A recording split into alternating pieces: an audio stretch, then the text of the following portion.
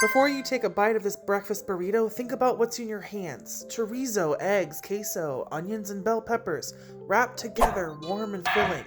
It feels simple, comforting, but this burrito is political because food is never just food. All over the world, what people eat and who gets to be judged for it has always been about power. It's about whose bodies are seen as healthy, whose are seen as problems, and who gets blamed for things they didn't choose. We're told that health is about making good choices, but that story skips a lot. It skips who has access to fresh food. It skips who works long hours. It skips who lives in fear. When people's bodies are judged without looking at the systems around them, that's not just unfair, it's political. This burrito comes from a long history.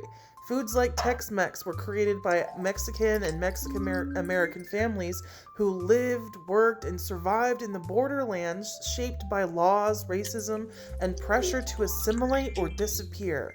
They used what they had. They mixed cultures. They made something new.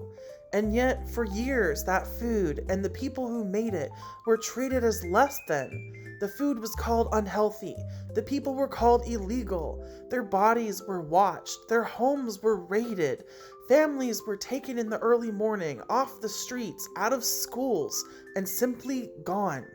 This has been happening for a long time, but only recently have more people started paying attention, and that's not on accident. When immigration violence stays inside communities of color, it's ignored. When neighbors disappear and they don't look like you, it's easy to look away.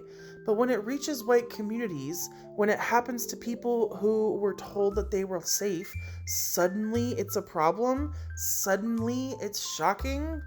Same systems, same tactics, just different reactions. This burrito asks a quiet question. Who gets to feel safe eating breakfast in their own home? Who gets to be seen as healthy, normal, and deserving of care? And who is always one knock away from being erased? Food carries memory.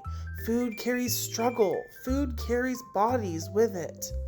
So as you hold this burrito, remember, it was shaped by borders, by migration, by survival.